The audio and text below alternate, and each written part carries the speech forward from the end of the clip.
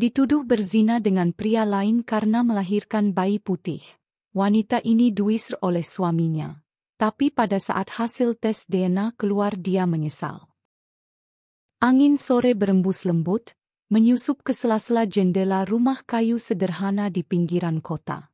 Sinar matahari yang mulai turun perlahan memantulkan rona keemasan ke dinding-dinding yang sudah mulai lapuk.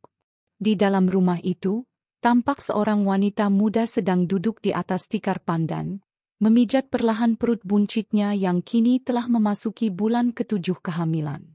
Wajahnya bersih, bersahaja, dan memancarkan kelembutan yang alami. Nadira namanya.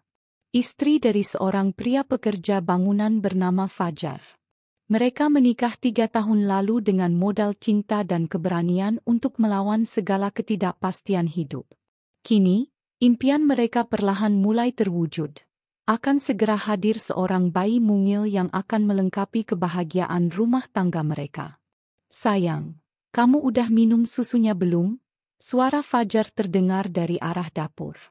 Ia baru saja pulang kerja, masih mengenakan kaos oblong dan celana kerja yang berdebu. Meski kelelahan, senyum di wajahnya tak pernah absen saat memandang istrinya. Nadira mengangguk kecil.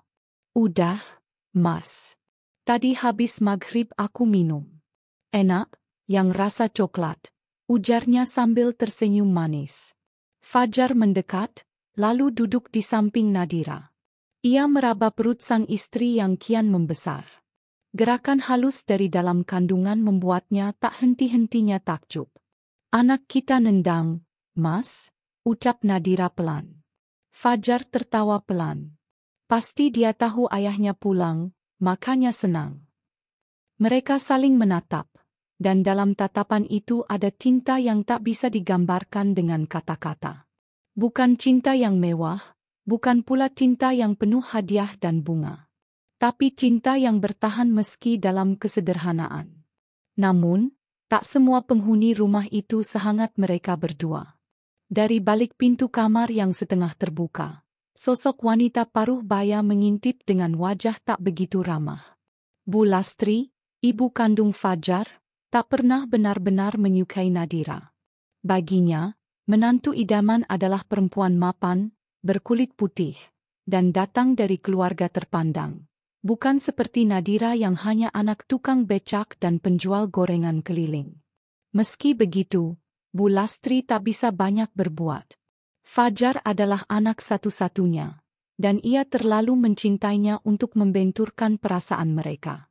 Meski setiap kali melihat Nadira, hatinya selalu menggerutu. Endak usah manja-manjaan terus, sudah gede itu, gerutunya dalam hati sambil kembali menutup pintu kamar pelan. Malam itu, setelah makan malam sederhana berupa nasi hangat dan sayur bening buatan Nadira, mereka duduk bersama di ruang tengah. Fajar menyandarkan punggung di dinding, sementara Nadira menyandarkan kepala di pundaknya. Mas, kalau anak kita perempuan, Mas mau kasih nama siapa?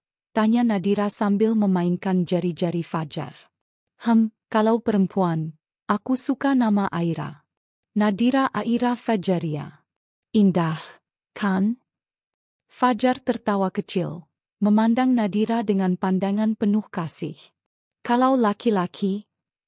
Laki-laki? Rayyan. Artinya cahaya dan kekuatan. Nadira tersenyum bahagia. Bagus banget, Rayyan. Fajar mengusap kepala istrinya lembut. Pokoknya, aku nggak sabar lihat dia lahir. Aku janji akan jaga kamu dan anak kita sekuat tenaga. Dan malam itu pun ditutup dengan doa dalam diam. Doa dari dua orang yang tak punya apa-apa selain cinta dan harapan. Hari-hari berikutnya berjalan tenang. Fajar tetap bekerja keras membangun rumah orang, sementara Nadira lebih banyak di rumah, mengurus keperluan rumah tangga, menyiapkan perlengkapan bayi, dan sesekali membantu tetangga menjahit atau membuat kue untuk menambah pemasukan. Kadangkala, ketika Fajar pulang, mereka berjalan sore ke warung ujung gang untuk membeli es krim atau hanya sekadar duduk di bangku bambu sambil menikmati senja. Namun di sela kehangatan itu, Nada-nada sumbang mulai terdengar dari mulut Bu Lastri. Awalnya berupa keluhan kecil, tentang cara Nadira memasak yang tak sesuai seleranya, atau tentang cucian yang dianggap kurang bersih. Tapi lambat laun, keluhan itu berubah menjadi sindiran-sindiran halus. Cucu ini lama banget datangnya. 3 tahun loh, baru isi. Zaman dulu MAH, baru malam pertama langsung isi. Celetuk Bu Lastri suatu sore ketika Nadira sedang menyapu halaman. Nadira hanya menunduk, senyum tipis di bibirnya. Ia sudah terbiasa dengan ucapan-ucapan seperti itu. Tak ingin membalas, karena baginya menjaga ketenangan rumah tangga jauh lebih penting daripada mempertahankan harga diri di hadapan mertua. Insya Allah ini rezeki dari Allah, Bu. Semoga sehat sampai lahiran, jawab Nadira lembut. Ya semoga aja. Tapi kamu jangan terlalu santai. Lahirannya lancar enggak itu belum tentu. Apalagi kamu orangnya kecil begini, siapa tahu bayinya kegedean. Perkataan itu menusuk, namun Nadira menahannya. Ia tak ingin Fajar tahu. Ia tahu betapa Fajar sangat menghormati ibunya. Suatu malam, ketika hujan rintik turun membasahi atap rumah, Fajar pulang lebih cepat dari biasanya. Ia membawa kantong plastik berisi jaket bayi biru, sepatu rajut mungil, dan selimut bergambar gajah. Kamu beli semua ini? Tanya Nadira terkejut. Fajar hanya tersenyum. Aku nabung dikit-dikit. Buat anak kita. Air mata Nadira menetes tanpa bisa ia tahan. Betapa besar cinta pria itu padanya dan calon anak mereka. Aku beruntung banget punya kamu, Mas, bisik Nadira. Fajar menggenggam tangan istrinya erat. Aku yang beruntung, Di. Kamu sabar, baik, dan kuat. Aku nggak pernah nyesel nikah sama kamu. Kata-kata itu menjadi pelipur lara bagi Nadira. Bahwa meski Bu Lastri kerap menyakitinya, selama Fajar mencintainya, ia merasa cukup. Bulan ke-7 kehamilan membuat Nadira sering merasa lelah. Tapi ia tetap bersemangat menyiapkan kebutuhan bayi mereka. Ia menjahit sendiri beberapa baju bayi dari kain sisa, membersihkan kamar yang akan menjadi tempat tidur si kecil, dan sesekali membaca buku parenting dari perpustakaan keliling. Fajar semakin protektif. Ia melarang Nadira membawa barang berat, menyuruhnya banyak istirahat, bahkan menggantikan tugas menyapu dan mencuci. Mas, aku nggak apa-apa kok, protes Nadira suatu pagi. Fajar hanya menatapnya tajam. Nggak usah banyak alasan. Sekarang tugasmu cuma satu, jaga bayi kita. Dan Nadira pun tersenyum. Ia menikmati perhatian suaminya yang kadang terlalu berlebihan tapi penuh kasih sayang. Namun, dalam diam, Bu Lastri memperhatikan semua itu. Ia mulai merasa tersisih. Ia cemburu pada menantunya sendiri. Dalam pikirannya, Nadira sudah mengambil semuanya, anaknya, perhatian anaknya, dan kini akan mengambil cucu satu-satunya. Wanita desa macam itu, bisa apa dia? Gumam Bu Lastri di dalam hati. Waktu terus berjalan. Hari demi hari penuh harapan. Kamar bayi sudah mulai lengkap, meski dengan barang-barang sederhana. Kasur kecil bekas sepupu, baju bayi hasil jahitan tangan Nadira, dan satu boneka kelinci mungil yang mereka beli dari pasar loak. Tiap malam sebelum tidur, Nadira selalu berbicara pada bayi dalam kandungannya. Anakku, ayahmu orang baik. Nanti kamu harus jadi anak yang kuat dan sabar ya. Dunia ini nggak selalu ramah. Tapi kamu akan punya ibu yang selalu sayang kamu. Dan ayahmu, dia orang paling hebat yang ibu kenal. Dan Fajar yang mendengar dari balik pintu hanya bisa menghapus air matanya diam-diam. Ia tahu, hidup mereka belum sempurna. Tapi bagi Fajar, bersama Nadira dan anak mereka, hidup ini terasa utuh. Saat pagi menyapa dengan mentari yang hangat, Nadira membuka jendela dan menghirup udara dalam-dalam. Di perutnya, ia merasakan gerakan kecil dari dalam. Tersenyum. bahagia. Tanpa ia tahu bahwa tak lama lagi, rumah kecil mereka tak akan sehangat ini. Tanpa ia tahu, cinta yang sekarang ia genggam erat, kelak akan direnggut oleh prasangka, fitnah, dan luka yang begitu dalam. Namun untuk sekarang, biarlah kebahagiaan itu tetap tinggal sebentar lagi. Karena bagi Nadira, bahagia itu bernama keluarga. Aku yakin, jika ini anak laki-laki, dia akan tumbuh jadi pemimpin. Kuat dan tampan seperti ayahnya, kata Fajar sambil mengelus perut Nadira yang masih rata. Nadira tersenyum kecil, meski dalam hati masih tergetar dengan pertanyaan Bu Lastri beberapa menit lalu. Mereka baru saja pulang dari rumah mertuanya setelah makan malam sederhana. Tapi seperti biasa, suasana di sana tak pernah benar-benar hangat untuknya. Pertanyaan itu kembali terngiang di telinganya. Sudah 3 tahun menikah, tapi kenapa belum juga isi? Apa kamu mandul, Nadira? Pertanyaan itu dilontarkan Bu Lastri dengan nada datar dan wajah tanpa ekspresi, tapi menusuknya seperti pisau yang ditusuk perlahan ke ulu hati. Nadira hanya diam waktu itu, menunduk dengan wajah memerah, bukan karena marah, tapi malu. Fajar yang duduk di sampingnya hanya tertawa kecil dan mengganti topik pembicaraan secepat mungkin.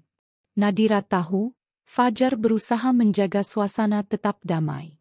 Tapi justru itulah yang kadang membuatnya sedih. Suaminya terlalu sering memilih diam daripada membela. Di perjalanan pulang, Nadira tak banyak bicara. Ia hanya memandangi jalanan malam dari balik jendela mobil. Tangannya sesekali menyentuh perutnya sendiri, membayangkan ada kehidupan kecil yang tumbuh di dalam sana, meski kenyataannya belum. Fajar tahu istrinya terluka, tapi seperti biasa, ia memilih untuk membuat lelucon kecil demi mencairkan suasana. Kalau laki-laki, kita kasih nama Raka. Gagah, ya? Raka Putra Pratama, kata Fajar sambil melirik Nadira sekilas. Nadira mengangguk pelan. Bagus. Tapi kalau perempuan? Fajar berpikir sejenak. Aku belum kepikiran. Tapi kamu pasti sudah punya nama, kan? Nadira mengangguk dan tersenyum kecil. Alia. Artinya langit. Aku ingin anak kita tinggi cita-citanya, lembut tapi kuat, seperti langit yang tak pernah letih menaungi. Fajar menatap Nadira dalam diam. Untuk beberapa detik, wajahnya berubah lembut. Ia tahu, istrinya menyimpan luka. Luka yang sering ia abaikan karena terlalu ingin semuanya terlihat baik-baik saja. Malam itu, Nadira duduk sendiri di balkon apartemen kecil mereka. Angin malam membelai rambutnya yang terurai. Ia memandangi langit yang gelap tanpa bintang. Dalam hatinya ada harap yang ia bisikkan dalam doa. Semoga sebentar lagi ia bisa menyentuh kebahagiaan yang sesungguhnya, menjadi ibu. Sudah 3 tahun pernikahan mereka berjalan, dan tiap bulan ia menghitung tanggal dengan penuh harap. Sudah berapa banyak test pack ia coba? Sudah berapa kali ia diam-diam menangis di kamar mandi saat melihat satu garis yang selalu sama? Bahkan ia sudah tak sanggup menjawab pertanyaan dari tetangga atau keluarga jauh yang selalu menanyakan kabar kehamilan. Tapi yang paling menyakitkan adalah tatapan Bu Lastri, mertua yang sejak awal tak pernah merestui pernikahan mereka. Bu Lastri menganggap Nadira hanya wanita miskin yang menumpang hidup pada anaknya. Padahal Nadira bekerja sebagai guru honorer, mengajar anak-anak dengan sepenuh hati. Gajinya memang tak besar, tapi cukup untuk membantu memenuhi kebutuhan rumah tangga mereka. Fajar, suaminya, bekerja sebagai karyawan perusahaan swasta, cukup mapan, tapi tidak membuat Bu Lastri bangga. Ia ingin anaknya menikah dengan perempuan dari keluarga terpandang, bukan anak seorang tukang becak seperti Nadira. Pagi harinya, Nadira terbangun lebih awal dari biasanya. Ia merasa mual, dan perutnya seperti bergejolak. Awalnya ia kira hanya masuk angin. Tapi mual itu terus datang, bahkan saat ia mencium aroma kopi yang diseduh Fajar di dapur. Jantungnya berdegup cepat. Ia tak ingin terlalu berharap, tapi tubuhnya seperti memberi tanda. Tanpa memberitahu Fajar, Nadira masuk ke kamar mandi dan membuka laci kecil di bawah wastafel. Di sana ada satu test pack yang masih tersisa. Tangannya gemetar saat membuka bungkusnya. Ia duduk di atas kloset, menahan napas sambil menunggu hasilnya keluar. 1 menit, 2 menit. Matanya terbelalak. 2 garis. Untuk beberapa detik, Nadira membeku. Tangisnya pecah tanpa suara. Ia tak tahu harus merasa apa. Antara bahagia, lega, takut, dan tak percaya. Fajar, teriaknya. Fajar yang sedang mencuci piring di dapur berlari panik. Kenapa, sayang? Kamu sakit? Nadira berdiri sambil menunjukkan test pack itu. Matanya basah oleh air mata. Kita akan punya anak, Fajar. Fajar menatap alat itu sejenak, lalu matanya melebar. Serius? Ia menarik Nadira ke pelukannya dan mengangkat tubuh istrinya dengan sukacita. Ya Allah, akhirnya. Kamu serius, kan? Kita harus ke dokter. Hari itu mereka pergi ke dokter kandungan. Dan benar, janin itu sudah berusia 5 minggu. Fajar menggenggam tangan Nadira dengan erat saat dokter menunjukkan titik kecil di layar USG. Itu anak mereka. Buah cinta yang sudah mereka nanti-nantikan selama 3 tahun. Kabar kehamilan Nadira segera sampai ke telinga Bu Lastri. Tapi reaksi yang keluar tidak sehangat yang dibayangkan. Baru sekarang? Sudah 3 tahun. Apa kamu yakin itu anak Fajar? Kata Bu Lastri dingin saat mereka berkunjung lagi. Nadira terdiam. Ia mencoba tersenyum, walau hatinya terasa diremas. Fajar akhirnya bicara. Bu, jangan bicara seperti itu. Nadira istriku. Anakku ya dari dia. Kami bahagia. Kami ingin mama juga bahagia. Bu Lastri hanya menghela napas panjang. Ya sudah. Mudah-mudahan saja benar. Malam itu Nadira menangis di bahu Fajar. Apa aku akan selalu dianggap seperti ini? Fajar memeluknya erat. Tidak, sayang. Anak ini akan mengubah semuanya. Mama hanya butuh waktu. Tapi waktu yang diberikan justru membuka lembar-lembar luka lama. Diam-diam, Bu Lastri menyebarkan gosip pada tetangga dan keluarga bahwa Nadira mungkin hamil di luar pernikahan. Ia menyusun cerita bahwa selama ini Nadira sering pulang telat, dan mungkin hamil dari pria lain. Nadira tak pernah tahu. Hingga suatu hari, saat ia datang ke acara pengajian keluarga besar, seorang tante dari pihak Fajar berkata padanya dengan nada sinis, "Baguslah kamu akhirnya isi. Semoga saja itu benar-benar anak Fajar." Ucapan itu menusuk. Nadira pulang dengan langkah lemah. Ia menatap wajahnya sendiri di cermin. "Kenapa semua orang tak percaya padaku?" bisiknya. Hari-hari berlalu dengan campuran bahagia dan pilu. Fajar semakin perhatian, membacakan doa setiap malam, mencium perut Nadira yang mulai membuncit, dan mulai menyicil peralatan bayi. Mereka juga mulai menyusun kembali nama-nama. Kalau perempuan, Alia seperti katamu. Kalau laki-laki, aku suka Raka.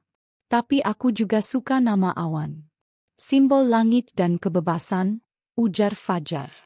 Raka Awan Pratama. Nadira tertawa kecil. Anak kita akan setinggi langit. Tapi tetap berpijak di bumi, tambah Fajar. Suatu malam, Nadira terbangun oleh sakit perut yang tajam. Fajar langsung membawanya ke rumah sakit. Degup jantung mereka penuh ketakutan. Dokter bilang, janinnya lemah. Butuh istirahat total. Nadira harus bed rest penuh selama 3 bulan ke depan. Fajar mulai pulang cepat dari kantor. Memasak, merawat Nadira sepenuh hati. Tapi Bu Lastri tak tinggal diam. Ia datang ke apartemen mereka dan berkata, "Kalau lemah begitu, bagaimana kamu bisa jadi ibu?" Nadira hanya menunduk. Tapi hari itu, Fajar tak tinggal diam. Cukup, Bu. Nadira sedang berjuang. Kalau Mama tidak bisa menghargainya, lebih baik jangan datang dulu. Kami tak butuh tekanan, kami butuh dukungan.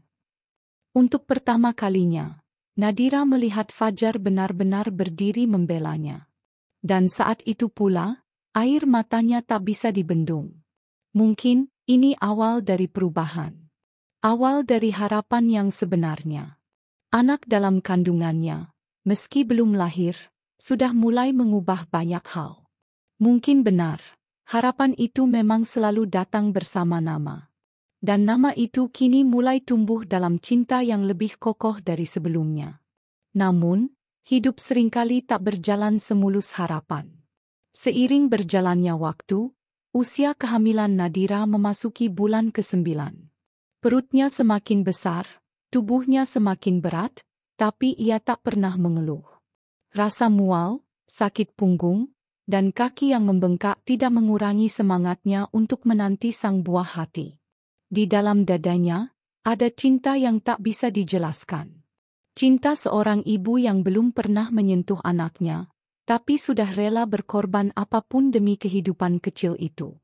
Fajar makin siaga.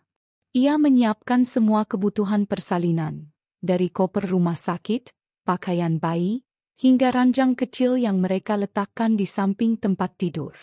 Ia juga semakin sering mengusap perut Nadira dan membisikkan doa-doa untuk anak mereka, baik laki-laki atau perempuan. Aku tak peduli anak kita putih, coklat, atau hitam.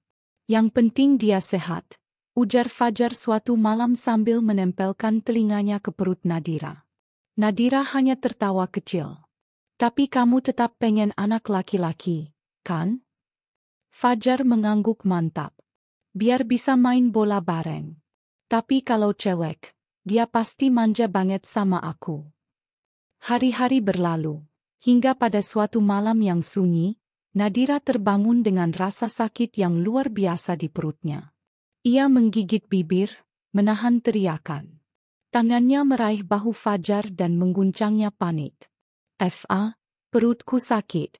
Sakit banget," bisiknya. Fajar langsung terbangun. Tanpa berpikir panjang, ia segera membawa Nadira ke rumah sakit. Di dalam mobil, Nadira mulai meringis, keringat dingin membasahi dahinya, sementara Fajar memacu mobil lebih cepat dari biasanya.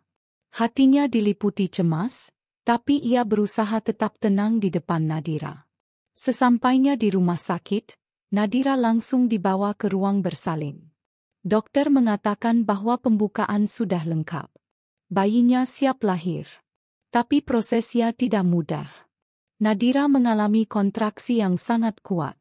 Nafasnya terengah, tubuhnya gemetar, dan tangannya terus menggenggam erat tangan Fajar yang menemaninya di dalam ruang persalinan. "Sedikit lagi, Bu Nadira. Ayo, kuat ya," kata suster. "Sayang, kamu pasti bisa. Aku di sini," Fajar terus menyemangati. Dengan seluruh tenaga yang tersisa, Nadira mengejan. Jeritan menyayat memenuhi ruang itu. Dan akhirnya, tangisan pertama pecah di udara. Tangisan bayi yang memecah keheningan dan menandai datangnya kehidupan baru. Seorang bayi laki-laki mungil, merah dan sehat, diletakkan di atas dada Nadira. Air mata langsung membasahi pipinya. Bayi itu, yang selama 9 bulan ia jaga dan cintai, kini sudah dalam pelukannya. Ia memandang wajah mungil itu dengan air mata yang terus mengalir. "Ini anak kita, Fajar. Ini anak kita," ucapnya sambil terisak. Fajar menatap anaknya dengan kagum. Wajah bayi itu begitu damai, dan suara tangisannya begitu kuat. Tapi ada satu hal yang langsung menarik perhatian semua orang. Kulitnya. Kulit bayi itu jauh lebih putih dibandingkan dengan Fajar maupun Nadira. Bahkan, sangat kontras. Nadira yang berkulit sawo matang dan Fajar yang berkulit coklat terang, jelas tidak memiliki gen yang dominan cerah seperti itu. Para suster hanya saling pandang. Dokter yang membantu persalinan hanya tersenyum menenangkan, menganggap hal itu biasa terjadi karena variasi genetik. Tapi tidak dengan orang lain.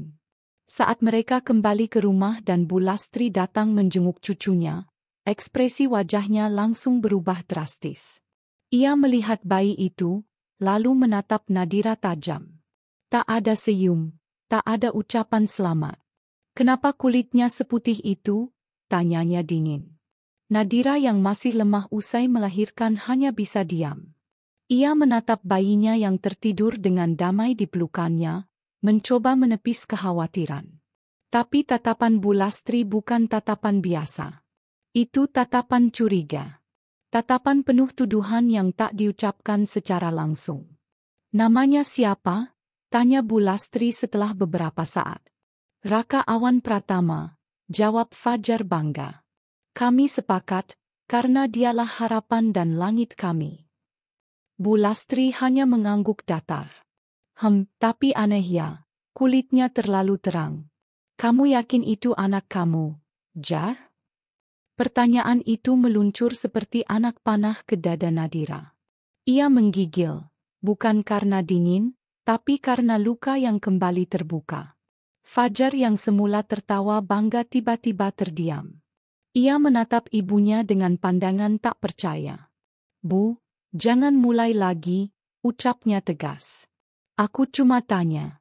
Kamu sendiri lihat, kan? Lihat kulitnya.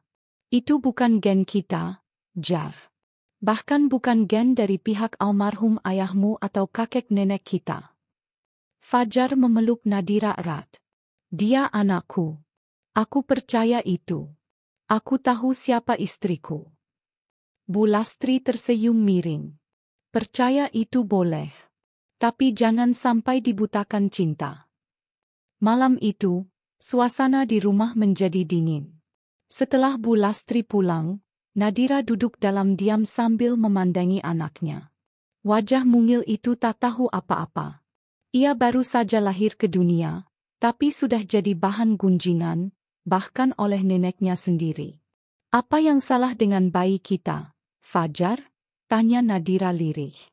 "Tak ada. Dia sempurna. Dia anak kita. Jangan pikirkan Mama," jawab Fajar sambil mencium kening istrinya. Namun, malam-malam berikutnya tidak berjalan tenang. Bu Lastri mulai menyebarkan omongan ke tetangga dan keluarga besar. Ia mempertanyakan asal-usul bayi itu. Bahkan ada yang mulai menyindir Nadira secara terang-terangan. "Bayi kamu kayak bule, ya? Wah, jangan-jangan suaminya nggak tahu."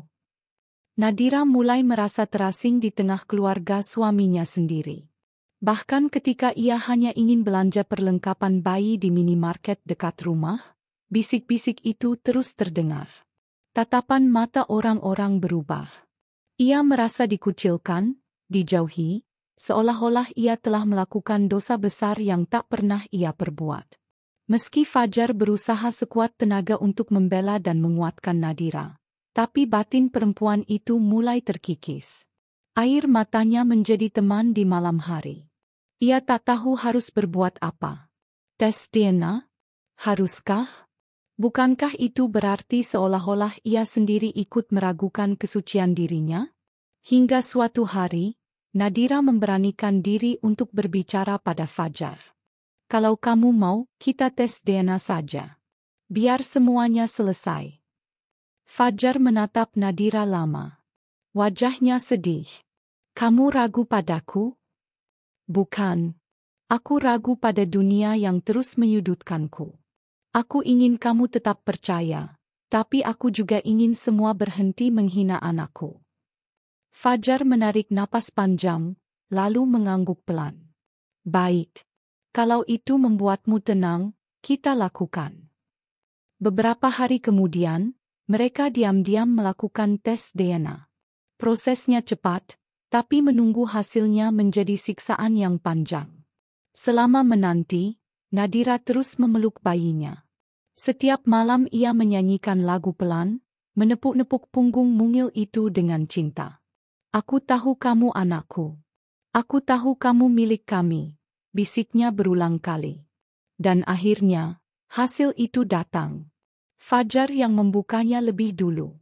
Ia membaca perlahan, lalu menatap Nadira dengan mata berkaca. "Raka adalah anak kandung kita," katanya tegas. Nadira langsung menangis. Tangis kebahagiaan dan pelepasan. Semua tuduhan, semua kecurigaan, semua keraguan, kini sirna. Namun, Bu Lastri tetap tak puas. "Kertas bisa direkayasa. Aku tetap curiga." Fajar berdiri tegak di depan ibunya. "Bu, cukup. Kalau Mama tak bisa menerima cucu kami, lebih baik Mama tak usah datang lagi. Kami akan membesarkan Raka dengan penuh cinta, meski tanpa restu Mama." Nadira menatap Fajar dengan mata penuh air. Untuk pertama kalinya, ia merasa benar-benar dilindungi. Raka menangis pelan di pelukannya, seolah merasakan gejolak di sekitar. Ia mendekatkan bibirnya ke telinga bayi itu dan berbisik, "Jangan takut, Nak. Ayahmu akan selalu melindungi kita." Dan malam itu, untuk pertama kalinya sejak Raka lahir, Nadira bisa tidur dengan tenang. Dalam mimpinya, ia melihat langit yang cerah dan pelukan hangat dari anaknya yang memeluk erat. Sebuah peluk pertama dari buah hati yang kelak akan tumbuh jadi pelindung ibunya. Fajar masih memandangi bayinya yang tertidur pulas di dalam boks mungil rumah sakit saat ibunya, Bu Lastri, pelan-pelan mendekat dari belakang. Nadira baru saja tertidur karena kelelahan pasca melahirkan, dan hanya suara detak jam di dinding yang terdengar dalam keheningan kamar rawat itu. "Jar," bisik Bu Lastri, lirih namun cukup tajam untuk memecah lamunannya. Fajar menoleh pelan, matanya masih penuh kebahagiaan meski mulai dihantui 1-2 pertanyaan yang mengendap di pikirannya. "Anakmu tampan, Nak. Tapi, kau nggak merasa aneh?" tanya Bu Lastri sambil menunduk pura-pura iba. Fajar mengernyitkan dahi. "Aneh bagaimana maksud ibu?" Bu Lastri menatap cucunya yang terlelap, lalu menatap Fajar dalam-dalam. "Kulitnya. Lihat bayi-bayi. Putih sekali. Bahkan lebih putih dari Nadira maupun kamu. Matanya pun mirip bukan orang sini." Fajar menelan ludah. Ia sudah sempat berpikir hal yang sama, tapi segera ditepisnya demi tidak menaruh prasangka pada istri yang baru saja bertaruh nyawa melahirkan anak mereka. "Bu, jangan ngomong sembarangan. Mungkin gen dari leluhur atau apalah. Nggak semua anak harus persis orang tuanya, kan?" Bu Lastri menghela napas panjang, lalu mendekat lebih lagi, suaranya makin menekan dan menyusup dalam. "Kamu masih ingat waktu Nadira kerja di luar kota? 3 tahun lalu, sebelum kalian nikah? Ibu tanya bayi-bayi waktu itu, tapi kamu malah marah. Sekarang, pikir baik-baik. Kamu yakin anak ini benar-benar darah dagingmu?" Kata-kata itu seperti paku yang ditancapkan perlahan ke dalam kepala Fajar. Sakit, tapi terlalu pelan untuk disadari seketika. Ia menoleh lagi ke arah bayinya. Betul, kulitnya pucat, hidungnya terlalu mancung, dan bola matanya tampak agak kecoklatan terang. Tak seperti dia atau Nadira. Ia menggeleng cepat. "Sudah, Bu. Jangan bicara begitu. Aku capek." Namun bibit keraguan sudah tumbuh. Bisikan ibunya tertinggal di kepala, bergaung seperti gema dalam ruang kosong. Hari-hari berikutnya berjalan aneh bagi Nadira. Suaminya mulai menjauh. Tak ada lagi pelukan hangat saat ia menyusui atau belayan lembut di rambut seperti dulu. Fajar menjadi lebih diam, lebih sering sibuk dengan ponsel, dan bahkan tidur di ruang tengah dengan alasan agar Nadira bisa beristirahat lebih baik. "Mas, kamu kenapa sih? Aku salah apa?" tanya Nadira suatu malam sambil menggendong bayi mereka yang terus menangis sejak sore. Fajar hanya menjawab datar, "Capek. Mau tidur. Besok kerja pagi." Nadira menggigit bibir, menahan air mata. Ini bukan Fajar yang ia kenal. Bukan Fajar yang dulu menangis bersamanya saat 2 kali keguguran. Bukan Fajar yang memeluknya erat saat ia nyaris menyerah karena sakit saat hamil muda. Ada sesuatu yang berubah, atau seseorang? Ia tak berani menuduh, tapi dalam hatinya, Nadira bisa merasakan bahwa mertuanya ada hubungannya dengan semua ini. Tatapan Bu Lastri beberapa hari terakhir begitu tajam, seolah menuduh tanpa suara. Dan yang lebih menyakitkan, Fajar tidak pernah membela lagi. Bu Lastri terus memainkan peran iblis dalam bayang-bayang. Di balik punggung Nadira, ia kembali mendekati Fajar. Kali ini lebih frontal, tak lagi sekadar menyelipkan keraguan. Jar, kamu punya hak untuk tahu kebenaran. Jangan sampai kamu pelihara anak orang lain. Ibu cuma kasihan. Apa maksud ibu? Jangan bicara sembarangan. Fajar masih mencoba membela, walau nada suaranya mulai gentar. Ibu sudah selidiki, bisik Bu Lastri. Dulu Nadira kerja di hotel besar di Surabaya. Banyak tamu bule di sana. Dan kata kenalan ibu yang juga kerja di sana. Dia pernah lihat Nadira sering berduaan sama tamu asing. Fajar menegang. Jantungnya berdetak cepat. Itu cuma gosip, Bu. Gosip? Tapi sekarang kenyataannya. Lihat anakmu sendiri. Kamu masih bisa pura-pura nggak lihat? Fajar bungkam. Ia benci mengakuinya. Tapi setiap kali menatap wajah bayinya, ada semacam perasaan asing. Perasaan yang dulu tak ada. Seolah ia sedang memegang bayi orang lain. Malam itu, saat Nadira tertidur dengan tubuh lelah karena begadang menjaga si kecil, Fajar menatap wajah istrinya. Di tangannya ada foto bayi mereka dan foto dirinya sendiri. Ia membandingkan dalam-dalam. Kenapa nggak mirip aku, Dir? Kenapa? Gumamnya lirih. Ia lalu keluar kamar, duduk di beranda rumah. Rokok di tangan menyala padahal ia sudah bertahun-tahun berhenti. Dadanya sesak. Dalam pikirannya, satu-satunya cara untuk memastikan hanyalah tes DNA. Tapi ia tak tahu bagaimana cara mengutarakannya tanpa menyakiti Nadira lebih jauh. Keesokan harinya, Nadira mendapati kamar dalam keadaan berantakan. Lemari bayi terbuka, dan pakaian-pakaian kecil si kecil berserakan di lantai. Ia panik. Mas? Kamu di mana? Mas? Tak ada jawaban. Ponselnya pun tak aktif. Bayi mereka masih ada di box, tapi selimutnya acak-acakan. Nadira semakin panik dan kebingungan. Beberapa menit kemudian, Fajar masuk dengan ekspresi kaku. Di tangannya ada sebuah kantong kecil berisi kapas yang tampaknya digunakan untuk mengambil sampel dari bayi. Aku cuma bersih-bersih, katanya ringan. Nadira menatapnya curiga. Ia ingin bertanya, tapi memilih diam karena takut menyulut pertengkaran. Apalagi, Fajar sekarang seperti bom waktu yang bisa meledak kapan saja. 3 hari kemudian, Fajar pergi ke klinik diam-diam untuk menyerahkan sampel DNA milik dirinya dan anak mereka. Hatinya berdebar saat petugas mencatat data dan mengatakan bahwa hasilnya akan keluar paling cepat seminggu. Seminggu itu menjadi waktu paling menyiksa dalam hidupnya. Setiap kali menatap Nadira, hatinya diliputi kemarahan yang ditahan. Ia ingin menanyakan langsung, tapi ragu. Takut jika ternyata dirinya salah. Tapi jika benar? Sementara itu, Nadira hidup dalam kebingungan. Ia tak tahu apa yang sedang terjadi. Suaminya semakin jauh, ibunya jarang diizinkan datang, dan mertuanya makin sering muncul dengan kalimat menyakitkan seperti, "Kamu yakin itu anak Fajar?"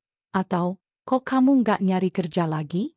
Atau nunggu mantan bule kirim uang? Nadira menahan semuanya sendiri. Ia menangis dalam diam, di malam-malam saat bayinya terlelap.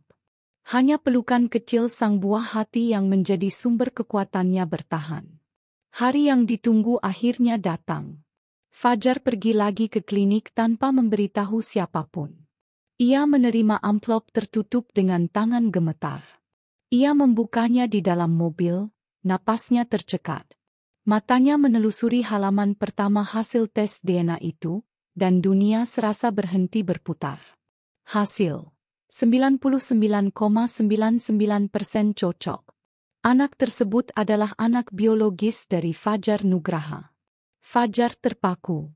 Ia membaca ulang 2, 3, bahkan 5 kali. Air matanya jatuh.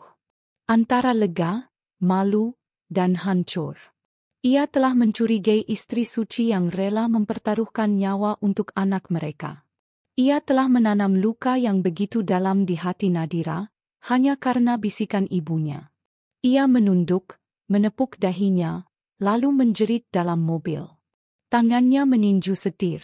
Dada sesak menahan perasaan bersalah yang menggunung. Saat pulang ke rumah, Nadira sedang menyusui anak mereka. Fajar berdiri di ambang pintu, memandangi keduanya dengan mata berkaca-kaca. "Dir," panggil ia pelan. Nadira menoleh, dingin. "Ada apa, Mas?" Fajar mendekat, lututnya lemas. Ia jatuh berlutut di depan istri dan anaknya. Maafkan aku, Dir. Aku telah jadi suami yang jahat." Nadira memandangnya dengan alis terangkat. "Kenapa?" Fajar mengeluarkan amplop dari sakunya, menyerahkannya pada Nadira. Aku tes DNA anak kita. Karena aku sempat percaya kata ibu. Tapi aku salah. Anak ini, anak kita, anakku." Nadira terpaku. Bibirnya gemetar. Ia membuka amplop itu perlahan, membaca isi kertas, lalu menatap Fajar penuh luka. Kau tes anakmu sendiri? Kau ragu padaku? Setelah semua yang kulakukan?" Nadira bangkit berdiri sambil menggendong bayi, air matanya tumpah deras. "Aku bodoh, Dir. Aku benar-benar bodoh." Fajar menangis, memohon, tapi Nadira hanya melangkah masuk kamar tanpa sepatah kata. Tangis bayi mereka meledak malam itu. Tapi yang paling keras justru adalah tangis dua orang dewasa yang baru sadar bahwa cinta tanpa kepercayaan hanyalah luka menunggu waktu. Bu Lastri tahu hasil tes itu, tapi ia tak menyesal. Di matanya, Nadira tetap tak layak. Tapi untuk kali ini, tak ada lagi kekuatan darinya. Karena Fajar, yang kini kembali memihak istrinya, telah membatasi segalanya. "Mulai hari ini, ibu jangan ikut campur rumah tangga kami lagi," ucap Fajar dingin suatu pagi. Bu Lastri terdiam. Untuk pertama kalinya, ia kalah dari menantunya sendiri. Dan Nadira berdiri dari keterpurukan itu. Tapi luka hatinya belum sembuh. Belum saatnya ia memberi maaf. Karena kadang, luka dalam butuh waktu lebih panjang daripada sekadar permintaan maaf. Nadira menangis namun tidak bisa melawan. Karena yang memfitnah adalah ibu suaminya sendiri. Hatinya serasa remuk. Setiap kali ia menatap wajah mungil anaknya, ada luka yang kian menganga. Bagaimana tidak, bayi yang baru saja ia lahirkan, darah dagingnya sendiri, kini sedang dihujani fitnah yang tak masuk akal. Dan ironisnya, semua itu datang dari mulut ibu mertuanya sendiri, Bu Lastri. Desas-desus mulai menyebar dari mulut ke mulut. Awalnya hanya bisik-bisik kecil di antara ibu-ibu kompleks saat menjemur pakaian. Lalu berkembang menjadi obrolan di warung. Dan kini, bahkan anak-anak kecil pun tanpa sadar menirukan kalimat yang menusuk itu. Katanya bayi Nadira bukan anak Pak Fajar. Nadira hanya bisa menunduk setiap kali keluar rumah. Beberapa tetangga yang dulu menyapanya hangat, kini hanya melempar pandangan curiga. Bahkan beberapa ibu dengan terang-terangan menahan anak mereka bermain di sekitar rumah Nadira. "Sudah, Bu. Jangan dekat-dekat rumah itu. Nanti kamu dengar hal-hal yang tidak baik," ujar salah satu ibu kepada anaknya. Cukup keras untuk didengar Nadira dari balik jendela. Fajar, suaminya, juga sudah tidak seperti dulu. Tatapannya dingin. Pulangnya selalu terlambat, dan jika pun pulang, Wajahnya penuh lelah dan sikapnya semakin menjauh. Nadira mencoba mengajak bicara, tetapi jawabannya hanya singkat, seolah tidak mau berlama-lama berinteraksi dengannya. Ia tak lagi mencium kening Nadira sebelum tidur. Bahkan kini, ranjang yang dulu menjadi tempat berbagi pelukan hangat, kini terasa seperti dua sisi kutub yang terpisah. "Mas, aku mau bicara," ucap Nadira suatu malam, memberanikan diri. Fajar menghela napas panjang, masih fokus pada layar ponselnya. "Tentang apa lagi?" Nadira menggenggam erat jemari tangannya sendiri, mencoba menahan isak. "Aku tahu, Mas. Mas berubah sejak ibu sering datang ke rumah. Aku tahu ada yang tidak beres. Tapi, Mas, anak ini, anak kita. Mas jangan percaya dengan omongan yang tak berdasar." Fajar akhirnya menatap Nadira. Namun bukan dengan tatapan lembut seperti dulu. Matanya penuh kecurigaan. "Aku nggak tahu, Dir. Aku nggak tahu harus percaya siapa sekarang. Mas, demi Allah, aku nggak pernah selingkuh. Aku cinta sama Mas dari dulu sampai sekarang. Aku mengandung anak ini dengan penuh cinta, Mas." Fajar berdiri, menatap keluar jendela. Lalu, dalam suara yang pelan namun menyakitkan, ia berkata, "Tapi kenapa wajahnya nggak mirip aku, Dir? Kenapa semua orang juga bilang begitu?" Ucapan itu seperti pisau yang menghujam dada Nadira. Ia nyaris terjatuh dari tempat tidur. Tidak menyangka bahwa suaminya sendiri mempertanyakan darah daging yang baru ia lahirkan. Sementara itu, Bu Lastri di rumahnya tengah menikmati hasil dari bisikan-bisikan iblis yang ia tanamkan. Ia tersenyum setiap kali tetangganya menanyakan kabar bayi misterius milik menantunya. "Ah, saya juga nggak berani bilang apa-apa ya, Bu," ucapnya pada salah satu tetangga. "Tapi kan ya, kita tahu sendiri dulu Nadira kerja di luar kota. Lama pula. Ya kita orang tua cuma bisa mendoakan yang terbaik." Kalimat itu cukup untuk menjadi bensin bagi bara gosip. Bu Lastri memang pandai membungkus kebohongan dengan kedok kekhawatiran. Ia tidak pernah secara langsung menuduh. Tapi caranya menyampaikan selalu sukses membuat orang-orang berpikir yang terburuk. Keesokan harinya, Nadira dikejutkan oleh kedatangan seorang bidan kampung ke rumahnya. Ia membawa surat rujukan dan menyarankan Nadira membawa anaknya untuk tes DNA di rumah sakit kabupaten. Nadira terperangah. "Saya hanya menjalankan titipan, Bu," katanya. "Ini permintaan keluarga dari pihak suami," ujar bidan itu, ragu-ragu. Dengan tangan gemetar, Nadira membuka surat tersebut. Namanya dan nama bayi tertulis jelas, serta pernyataan bahwa ayah biologis dari anak tersebut sedang dipertanyakan. Air matanya tak bisa lagi dibendung. Ia berlari masuk ke kamar, memeluk bayinya, dan menangis sejadi-jadinya. Ketika malam tiba dan Fajar pulang, Nadira menunjukkan surat itu. "Mas mau tes DNA anak kita?" tanyanya, setengah berteriak. Fajar menunduk. "Dir, ini bukan karena aku benci kamu. Aku cuma butuh kepastian. Ibu, dia bilang lebih baik kita selesaikan ini daripada terus-menerus hidup dalam kecurigaan." Nadira membuang napas kasar. "Mas lebih percaya ibu daripada aku? Daripada istri yang Mas nikahi dengan janji untuk saling percaya dan menjaga?" Fajar diam. Tapi diamnya cukup untuk menjawab. Hari-hari selanjutnya menjadi neraka bagi Nadira. Ia harus menjalani hari dengan kepala tegak meski dunia seolah runtuh. Ia tetap menyusui bayinya dengan penuh kasih sayang. Meski setiap kali ia menatap mata anaknya, ia merasa bersalah. Bukan karena berbuat salah, tetapi karena dunia memperlakukan anaknya seolah ia hasil dari dosa. Bu Lastri makin menjadi-jadi. Ia bahkan mulai mendatangi tetangga-tetangga secara diam-diam untuk memastikan semua orang tahu bahwa Nadira bukan wanita baik-baik. "Makanya, dari dulu saya nggak setuju Fajar nikah sama dia. Lihat saja sekarang. Bawa aib ke keluarga, katanya kepada Bu Rani, tetangga depan rumah. Namun, di antara semua yang bergosip, ada satu orang yang mulai curiga dengan sikap Bu Lastri. Bu Salamah, tetangga lama yang mengenal Nadira sejak kecil. Ia tahu Nadira bukan wanita sembarangan. Latar belakangnya bersih, dan ia tahu bagaimana Nadira berjuang keras membantu orang tuanya semasa masih gadis. Jangan-jangan ini semua karena iri hati, ucap Bu Salamah kepada suaminya.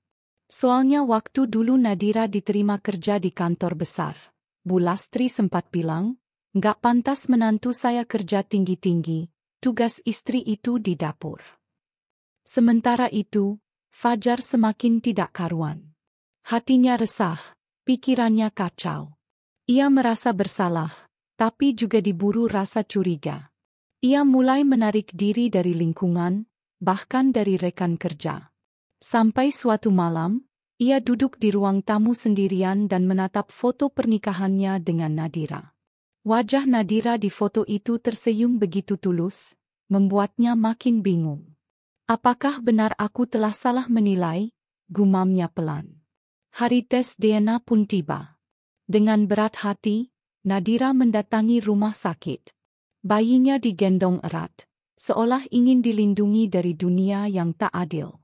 Fajar menjemputnya, tetapi tidak ada percakapan di antara mereka selama perjalanan. Suasana mobil begitu dingin dan tegang. Prosedur dilakukan. Petugas mengambil sampel dari Fajar dan bayi mereka. Nadira hanya duduk diam sambil terus menatap anaknya, mengusap lembut pipi mungilnya, berbisik pelan. "Kita akan melewati ini, Nak. Ibu percaya, kebenaran akan menang." Setelah itu, mereka pulang tanpa bicara sepatah kata pun. Waktu seolah berjalan lambat. Selama menunggu hasil keluar, Nadira nyaris kehilangan semangat hidup. Ia mengunci diri di kamar, enggan berbicara dengan siapapun, bahkan kepada ibunya sendiri yang datang menjenguk dan membujuknya untuk kembali pulang ke rumah orang tua. "Enggak, Bu, biar bagaimanapun ini rumah saya. Saya akan tetap bertahan. Saya enggak mau anak saya kehilangan tempat tinggal hanya karena fitnah," ucapnya tegas. Beberapa hari kemudian, hasil tes DNA keluar. Fajar mengambil sendiri hasilnya dari rumah sakit dan membawanya pulang. Ia membaca lembar demi lembar hasil itu dengan tangan gemetar. Matanya membelalak. Tenggorokannya tercekat. Hasilnya, anak tersebut memiliki kecocokan DNA dengan ayah biologis, Fajar Rahmadi, sebesar 99,99999%. Ia terduduk. Matanya mulai memanas. Ia membaca ulang, memastikan tak ada kesalahan.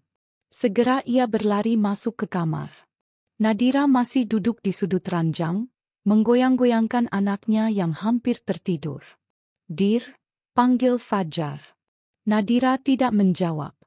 Ia hanya menoleh sekilas lalu kembali memandangi bayinya. "Dir, aku salah.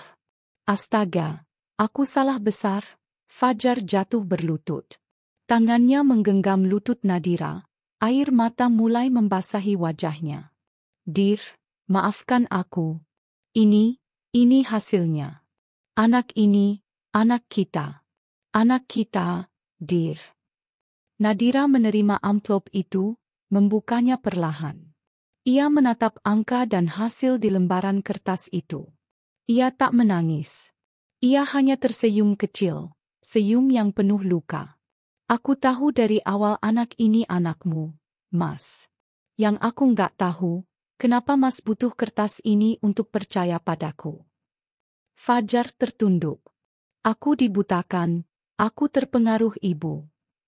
Dan Mas biarkan aku diinjak-injak, Mas biarkan aku jadi bahan omongan, Mas biarkan ibu Mas mempermalukanku, bahkan Mas sendiri ikut menjauh dariku. Apa Mas pikir luka-luka itu akan sembuh hanya karena selembar kertas?" Fajar terdiam. Ia tahu, luka di hati Nadira tak akan mudah disembuhkan. Ia tahu, Permintaan maafnya mungkin tak cukup untuk menambal duka yang telah mengakar. Di luar kamar, Bu Lastri mendengarkan percakapan itu diam-diam. Jantungnya berdegup kencang saat mendengar nama dan hasil yang disebutkan. Ia tahu, semua telah terbongkar. Ia segera masuk, wajahnya pucat pasi. Nadira. Ibu nggak bermaksud. Sudah, Bu. Potong Nadira tenang.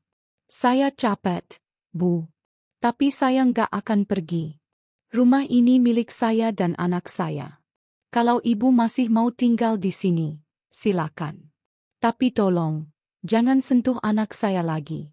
Fitnah ibu sudah terlalu kejam. Bu Lastri tak bisa berkata-kata.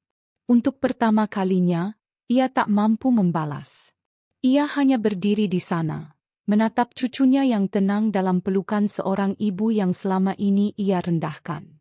Nadira berdiri, membawa anaknya ke ruang tamu, lalu menatap Fajar dengan mata yang sudah tidak bersinar seperti dulu. Kalau Mas masih ingin jadi ayah dari anak ini, bukan cuma dengan darah, tapi dengan hati, silakan tinggal. Tapi kalau Mas masih menganggap saya wanita yang tidak layak dipercaya, silakan pergi. Fajar menangis. Ia tahu, tak ada kata yang cukup untuk menebus luka yang telah ditorehkan. Di luar rumah, suara angin malam berembus pelan, seolah membisikkan bahwa perang baru saja dimulai. Nadira sudah tidak lemah seperti dulu. Ia akan berdiri untuk anaknya. Dan untuk dirinya sendiri. Hari itu, satu kebenaran telah terungkap. Tapi luka, dendam, dan fitnah yang ditinggalkan, akan membutuhkan waktu panjang untuk benar-benar pulih. Dan Nadira, takkan pernah menjadi perempuan yang sama lagi. Fajar masih terdiam di ruang tamu, matanya kosong menatap pintu yang baru saja tertutup rapat oleh Nadira. Suara tangisan kecil bayi yang baru lahir semakin membuat dadanya sesak. Tapi kemarahan dan rasa kecewa yang sudah menumpuk membuatnya tak mampu mengendalikannya lagi. Fitnah yang disebarkan Bu Lastri seperti racun yang merasuki seluruh pikirannya. Ia merasa dikhianati, merasa dunia ini telah menjatuhkannya dalam kegelapan yang tak berujung. Nadira, wanita yang ia cintai, kini berubah menjadi sosok yang ia curigai paling dalam. Tuduhan berzina, yang bahkan belum pernah ia dengar dari mulut Nadira, keluar tanpa ampun dari bibirnya sendiri. Membekas seperti pisau tajam yang melukai hati perempuan itu. Di ruang sebelah, Nadira merasakan sakit luar biasa bukan hanya dari luka pasca melahirkan yang belum sembuh sempurna, tapi juga dari luka yang lebih dalam, pengkhianatan suaminya sendiri. Air matanya mengalir deras, bercampur dengan rasa malu dan putus asa. Ia memeluk erat bayi mungilnya yang baru lahir. Sosok kecil yang menjadi satu-satunya harapan dan kekuatannya. Tanpa bekal apapun, tanpa dukungan dari orang yang seharusnya melindunginya, ia berdiri di ambang pintu rumah yang selama ini menjadi tempat ia bernaung, kemudian melangkah keluar, membawa serta seluruh harapannya yang rapuh. Langkah Nadira gemetar, namun ia terus berjalan tanpa henti. Setiap tetes air mata yang jatuh bagaikan penanda sebuah luka yang belum sembuh, yang semakin lama semakin menganga. Ia tahu, di luar sana dunia tidak akan mudah menerimanya, terutama dengan statusnya yang kini bagai duri dalam daging keluarga Fajar. Tangisan bayi yang kecil terdengar lirih di tengah malam yang dingin, sementara suara tangis Nadira yang bergema, seolah menggetarkan seluruh penjuru kampung. Ia tak peduli lagi dengan pandangan orang, dengan gosip yang mungkin terus berkeliaran. Yang penting kini adalah menyelamatkan diri dan anaknya dari pengkhianatan yang sangat menyakitkan. Tanpa rumah, tanpa sanak keluarga yang bisa diharapkan, Nadira menyingkir ke sebuah gubuk tua di pinggir kampung. Tempat itu lusuh, penuh debu dan angin dingin yang menusuk tulang. Tapi setidaknya ia bisa berteduh bersama bayi kecilnya yang masih lemah. Malam itu, ia memejamkan mata sambil menggenggam erat tangan kecil bayinya. Berbisik dalam doa yang penuh harap agar suatu saat nanti keadilan akan datang menghampirinya.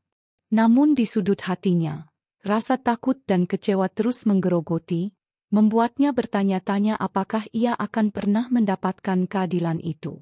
Sementara itu, di rumah besar milik keluarga Fajar, Bu Lastri tersenyum puas melihat kehancuran yang telah ia ciptakan. Ia merasa berhasil memisahkan suami dan istri yang dianggapnya tidak pantas bersatu.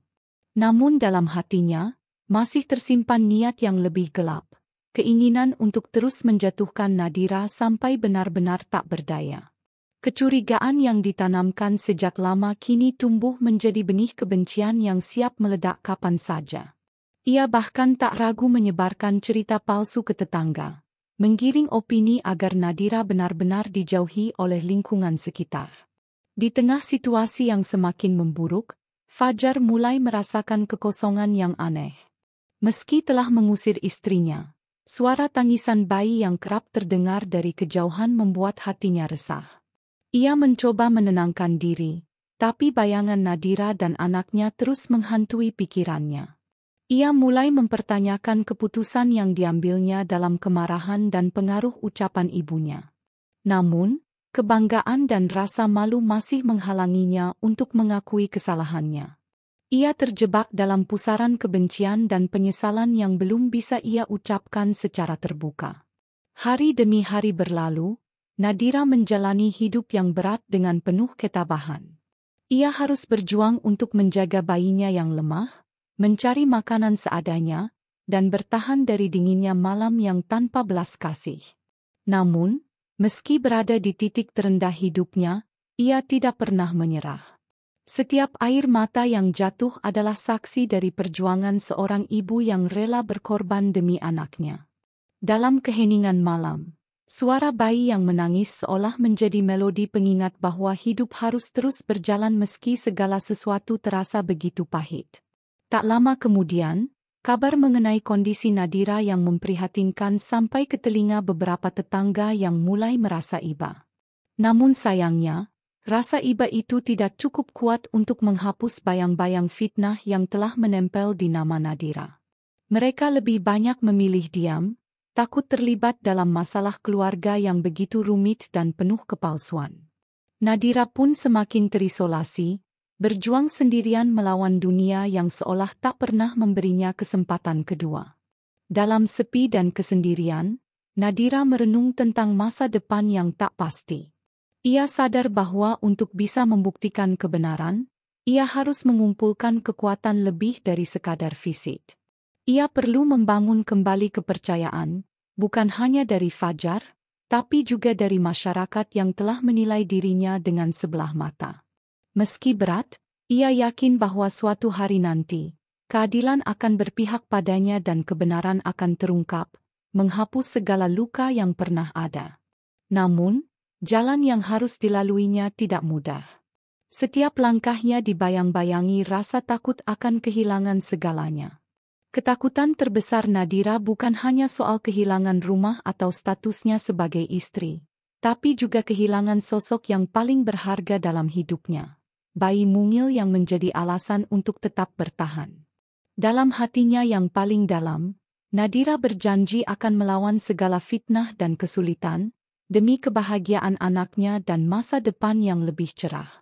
Sementara itu, di rumah Fajar, Bu Lastri mulai merasakan perubahan yang tidak ia duga. Meski telah berhasil memecah belah keluarga, ada suara hati kecil yang menggugat, membuatnya mulai merasa resah. Apakah benar yang ia lakukan adalah demi kebaikan keluarga? Ataukah semua ini hanya menjadi ajang untuk menumpahkan dendam dan kebencian yang tak berujung? Keraguan itu perlahan merayapi pikirannya, walau belum cukup kuat untuk mengubah niatnya yang sudah bulat. Fajar, di sisi lain, mulai mengalami pergolakan batin yang begitu hebat. Ia merasakan kehampaan yang tak bisa diobati oleh amarah dan kebencian. Setiap malam, ia terjaga memikirkan Nadira dan anaknya, merasakan kerinduan yang mendalam sekaligus rasa sakit karena keputusan yang diambilnya dengan gegabah. Namun, kebanggaan dan tekanan dari lingkungan serta ibunya membuatnya sulit untuk mengakui kesalahan dan membuka pintu maaf. Ia terjebak dalam labirin emosi yang membingungkan, menunggu titik terang yang belum juga datang. Di sisi lain, Nadira mulai membangun kehidupan barunya dengan kekuatan yang ia dapatkan dari kasih sayang kepada bayinya. Ia tahu bahwa perjuangan ini baru saja dimulai, dan ia harus siap menghadapi segala rintangan yang akan menghadang.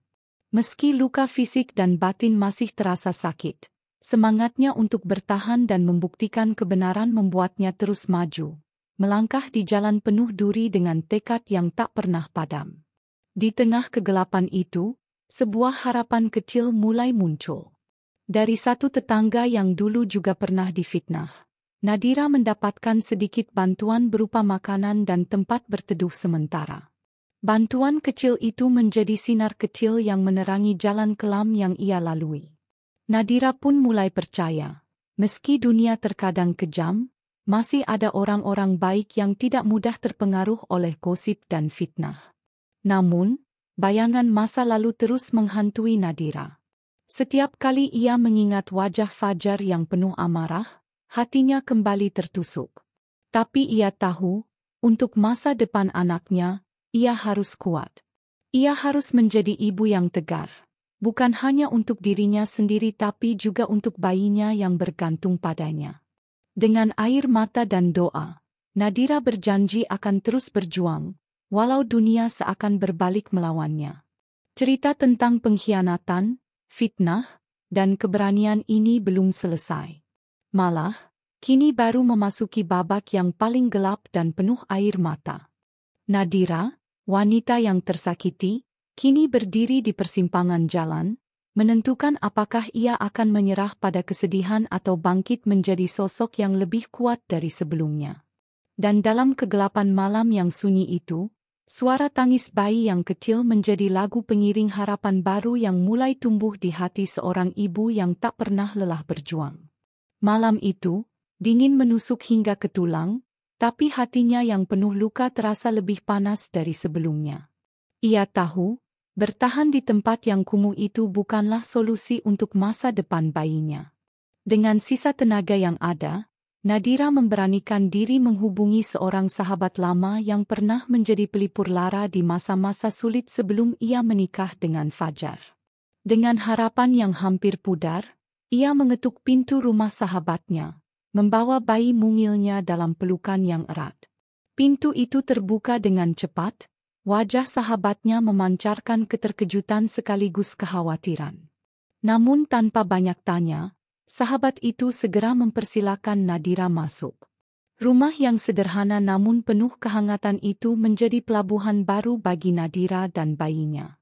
Walau hanya sebatas tumpangan sementara, tempat itu memberinya sedikit kelegaan di tengah badai hidup yang menerpanya. Malam-malam penuh air mata dan doa bergantian menjadi saksi bisu perjuangan Nadira yang tak pernah surut. Hari demi hari berlalu, dan Nadira mulai menata ulang kehidupannya yang hancur. Dengan tekad yang membara, ia mencari pekerjaan paruh waktu demi menghidupi diri dan buah hatinya.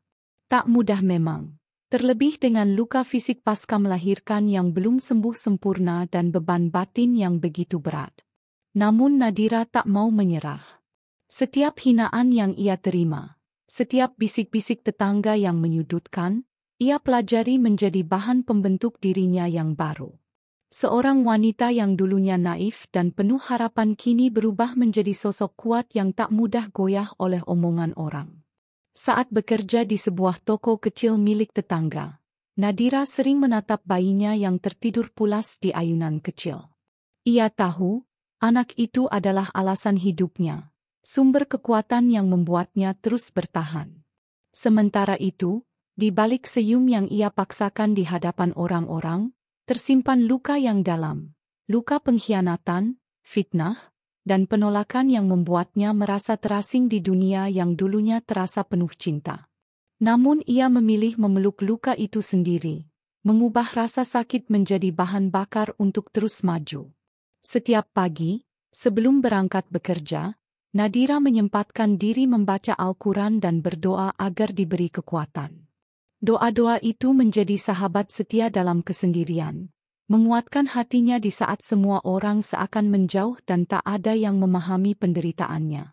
Di balik kesunyian itu, Nadira mulai membangun tekad yang tak tergoyahkan untuk membuktikan bahwa ia tidak bersalah, bahwa bayi mungil di pelukannya adalah darah daging suaminya, dan bahwa fitnah itu hanyalah kebohongan yang dibuat-buat untuk menghancurkan hidupnya.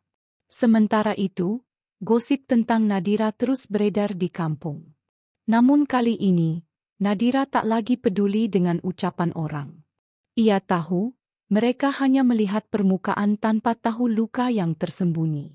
Hal itu membuatnya semakin teguh bahwa dirinya harus bangkit bukan untuk membuktikan pada mereka, tapi untuk dirinya sendiri dan masa depan anaknya.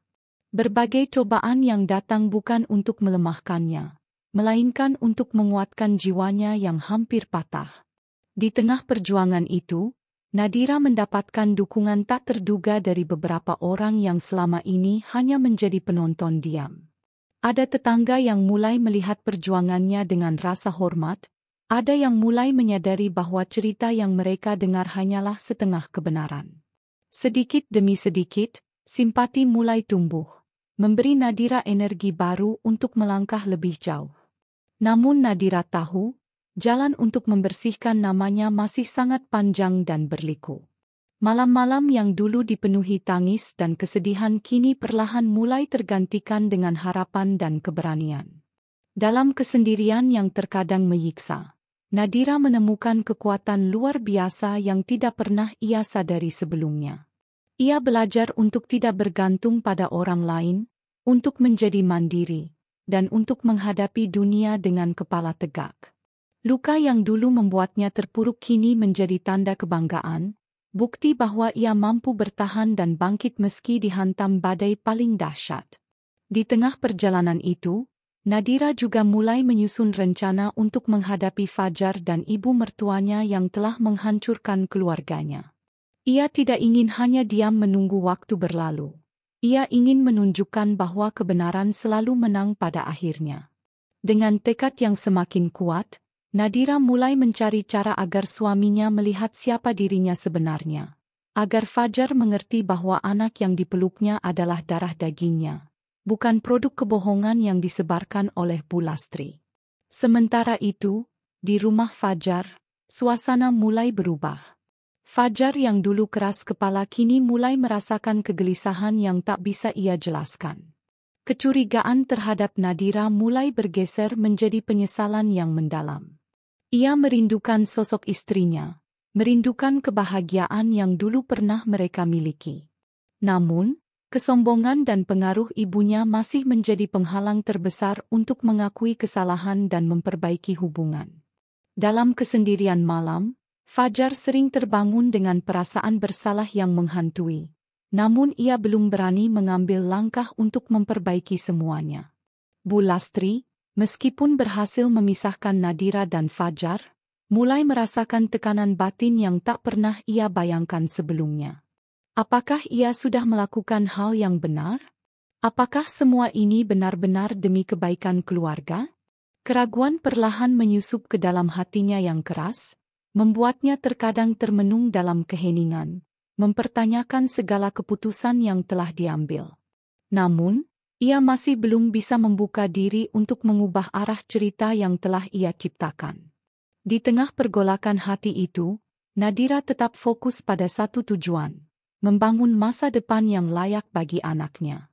Ia tahu, dunia tak akan memberinya keringanan, tapi ia percaya bahwa kerja keras dan ketulusan hatinya akan membuka jalan.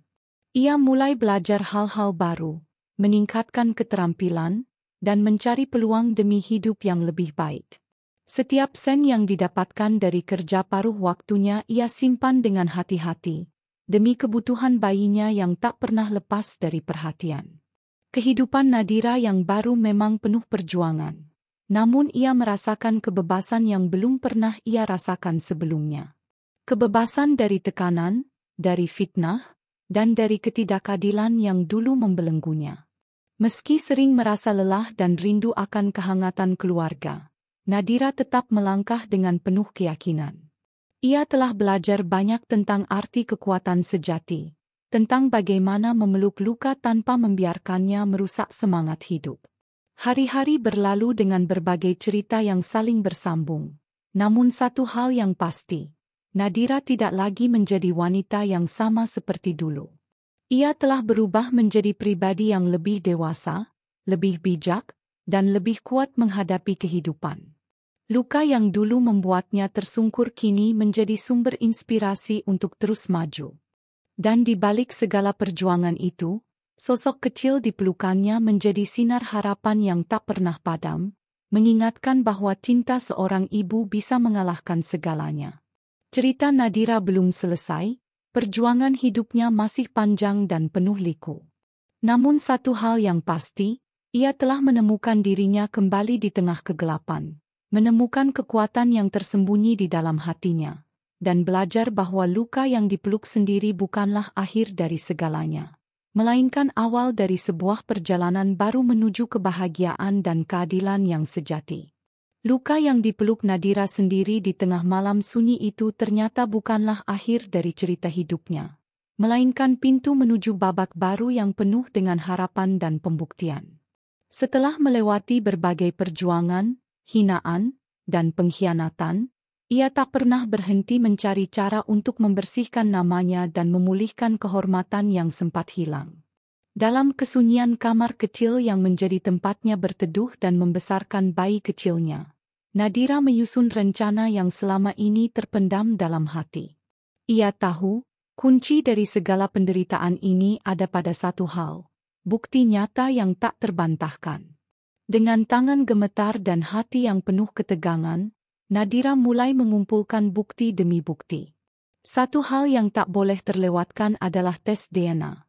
Sesuatu yang bisa membuktikan bahwa bayi kecil itu benar-benar darah daging Fajar, suaminya yang kini menjadi orang asing baginya.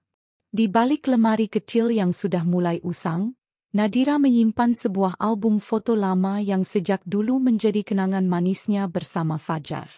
Di sana, di antara halaman-halaman itu, tersimpan beberapa helai rambut Fajar yang pernah ia simpan dengan harapan bisa mengabadikan memori indah mereka. Kini, rambut-rambut itu menjadi kunci untuk membongkar kebohongan dan fitnah yang selama ini menghancurkan keluarganya. Dengan tekad yang bulat, Nadira membawa rambut itu ke sebuah laboratorium terpercaya, melakukan tes DNA secara diam-diam tanpa sepengetahuan siapapun. Setiap detik menunggu hasilnya terasa seperti ujian tersulit dalam hidupnya. Bayi kecil yang sedang tertidur di pangkuannya menjadi pengingat bahwa perjuangannya bukan hanya untuk dirinya sendiri, tapi untuk masa depan anak yang tak bersalah ini. Harapan dan doa melekat kuat dalam hati Nadira, menguatkan dirinya agar tetap tegar menghadapi apapun hasil yang akan diterimanya. Beberapa hari kemudian, hasil tes itu datang. Surat kecil berisi fakta yang selama ini didambakan akhirnya ada di tangannya. Dengan mata berkaca-kaca, Nadira membaca angka yang tertulis jelas. 99,99%. Persentase yang hampir pasti bahwa bayi itu adalah darah daging Fajar. Air mata bahagia dan lega jatuh tanpa mampu dibendung, mengalir hangat di pipinya yang lelah. Namun, Nadira tak langsung menghubungi Fajar. Bukan dengan kata-kata manis atau permintaan maaf. Ia tahu, yang harus dilakukan bukan hanya sekadar berbicara. Ia harus membuatnya merasakan, melihat, dan menerima kenyataan yang selama ini ia tolak dengan keras kepala. Dengan keberanian yang diperoleh dari rasa sakit dan penantian panjang, Nadira mengirimkan hasil tes DNA itu ke rumah Fajar tanpa sepatah kata pun. Surat itu tiba di tengah keheningan rumah mewah yang kini terasa sunyi dan dingin. Fajar yang sedang menjalani hari-hari penuh kebingungan dan penyesalan tiba-tiba menemukan amplop itu di atas meja ruang tamu. Dengan tangan gemetar, ia membuka surat tersebut dan mulai membaca. Detik-detik berlalu dengan lambat. Setiap kata yang dibaca seolah menampar wajahnya, membuka semua luka yang selama ini ia sembunyikan dalam-dalam. Rasa penyesalan yang mendalam tiba-tiba menyergap hati Fajar. Ia merasa hancur, bukan hanya karena telah salah menuduh Nadira, tapi juga karena telah membiarkan fitnah ibunya dan rasa curiga menguasai pikirannya. Harga dirinya yang selama ini dibangun dengan keras runtuh berkeping-keping. Tangis yang selama ini ditahan pun akhirnya meledak, membasahi pipi dan mencuci segala kepahitan yang tersimpan lama. Fajar yang dulunya penuh amarah kini berubah menjadi sosok yang lemah dan penuh sesal. Ia menyadari betapa besar kesalahannya telah melukai Nadira, orang yang selama ini mencintainya dengan tulus. Dalam kesendirian malam itu, Fajar duduk termenung memeluk surat hasil tes DNA yang kini menjadi bukti nyata kebenaran. Ia mencoba menebak berapa banyak luka yang telah ia buat pada hati Nadira, berapa banyak malam yang harus ia bayar dengan penyesalan. Namun yang paling menyakitkan adalah kesadaran bahwa dirinya terlalu lama membiarkan kebohongan dan kecurigaan menghalangi cintanya sendiri. Setiap air mata yang jatuh adalah doa dalam hati agar Nadira mau memaafkannya, dan bahwa suatu hari ia bisa kembali mendapatkan kepercayaan dan cinta yang pernah mereka miliki. Sementara itu, di rumah sahabatnya, Nadira juga merasakan kegelisahan yang sama. Ia tahu, surat itu sudah berada di tangan Fajar, dan perubahan besar sedang menunggu mereka. Namun Nadira tidak mau buru-buru menghubungi suaminya. Ia ingin Fajar memikirkan segala sesuatu dengan matang, agar ketika mereka bertemu nanti, bukan hanya sekadar memperbaiki hubungan, tetapi membangun kembali fondasi cinta yang telah retak. Dalam hatinya, Nadira sudah siap menghadapi segala kemungkinan, baik itu pengampunan atau penolakan, asalkan ia tetap berdiri tegak dan menjaga anaknya dengan penuh kasih. Hari-hari berikutnya terasa penuh ketegangan. Fajar mulai menghindar dari pertemuan dengan ibunya yang selama ini menjadi sumber masalah. Ia menyadari betapa besar pengaruh Bu Lastri dalam memicu segala konflik dan rasa sakit yang terjadi. Muncul dorongan kuat dalam dirinya untuk menghadapi ibu dan menjelaskan apa yang sebenarnya terjadi, bahwa selama ini ia telah salah menilai dan meremehkan cinta Nadira. Namun, rasa malu dan harga diri yang hancur membuatnya sulit melangkah. Ia terjebak dalam dilema antara mempertahankan egonya dan memperbaiki hubungan yang hampir putus. Dalam kesendirian, Fajar mulai mengingat kembali masa-masa indah bersama Nadira sebelum semua badai menerpa. Senyuman Nadira yang tulus, pelukan hangatnya, dan harapan yang pernah mereka bagi bersama kini menjadi kenangan yang pahit sekaligus manis. Ia bertanya-tanya mengapa ia bisa begitu mudah percaya pada fitnah dan membiarkan cinta sejatinya terluka. Penyesalan itu menggigit hatinya setiap waktu, dan membuatnya bertekad untuk memperbaiki semuanya, meskipun tahu jalan itu tidak akan mudah. Di sisi lain, Bu Lastri yang mendengar kabar tentang hasil tes DNA itu merasa dunia seakan runtuh di bawah kakinya. Ia tidak pernah membayangkan bahwa anak yang selama ini ia ragukan benar-benar darah daging Fajar. Rasa malu dan marah bercampur menjadi satu, membuatnya sulit menerima kenyataan. Namun di balik keras kepala dan kebencian yang selama ini ia pelihara, muncul perasaan getir bahwa tindakannya telah melukai anaknya sendiri dan merusak kebahagiaan keluarga. Bu Lastri mulai menyadari bahwa fitnah dan prasangka buta hanyalah racun yang menghancurkan bukan hanya orang lain, tetapi juga dirinya sendiri. Perlahan tapi pasti, kabar tentang hasil tes DNA itu mulai tersebar di lingkungan sekitar. Orang-orang yang dulu bergosip mulai menutup mulut, mengganti bisik-bisik mereka dengan pandangan hormat dan simpati kepada Nadira. Sosok wanita yang pernah dianggap hina kini mulai dihormati sebagai seorang ibu yang kuat dan penuh keberanian. Perubahan pandangan ini membawa angin segar bagi Nadira, memberikan semangat baru untuk terus berjuang demi kebahagiaan dan kehormatan yang telah direnggut dari tangannya. Dalam beberapa minggu setelah surat itu tiba, Fajar akhirnya memberanikan diri menghubungi Nadira. Suaranya yang penuh getar saat pertama kali berbicara membuat Nadira tahu bahwa suaminya benar-benar menyesal dan ingin memperbaiki semuanya.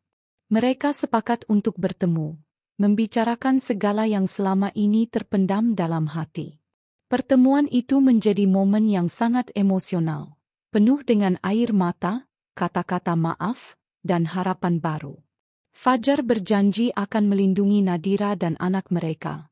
Tidak akan pernah membiarkan fitnah dan prasangka lagi memisahkan mereka. Namun, perjalanan untuk memulihkan hubungan itu tidaklah mudah. Luka lama yang masih menganga membutuhkan waktu untuk sembuh, dan kepercayaan yang pernah rusak harus dibangun kembali dari awal. Nadira dan Fajar harus belajar saling memahami, menghapus semua bayang-bayang masa lalu yang menghantui. Di tengah segala rintangan itu, cinta mereka yang pernah pudar mulai tumbuh kembali, menjadi fondasi yang lebih kuat dan lebih dewasa. Mereka sadar bahwa kebahagiaan sejati bukan hanya tentang kesempurnaan, tetapi tentang bagaimana mereka mampu menghadapi bersama segala ketidakpastian dan ujian hidup. Sementara itu, Nadira yang semakin kuat mulai membuka diri untuk menata kembali kehidupan bersama Fajar. Ia berusaha menghilangkan rasa takut dan keraguan yang selama ini menghantuinya, menggantinya dengan harapan dan keberanian. Bayi kecil yang dulu menjadi simbol penderitaan kini menjadi simbol kebahagiaan dan masa depan yang cerah. Setiap langkah yang mereka ambil bersama adalah bukti bahwa cinta sejati bisa bangkit kembali dari puing-puing kehancuran. Hidup Nadira dan Fajar dengan secercah cahaya harapan yang mulai bersinar. Tes DNA yang mengubah segalanya tidak hanya menjadi bukti kebenaran, tetapi juga menjadi titik awal bagi mereka untuk membangun kembali keluarga yang pernah hancur. Namun, mereka tahu bahwa perjalanan masih panjang dan penuh tantangan. Dengan hati yang terbuka dan tekad yang kuat, Nadira dan Fajar siap melangkah bersama menuju masa depan yang lebih baik, di mana cinta dan kejujuran menjadi pondasi utama dalam rumah tangga mereka. Tes DNA yang mengubah segalanya memang membawa secercah harapan bagi Nadira dan Fajar.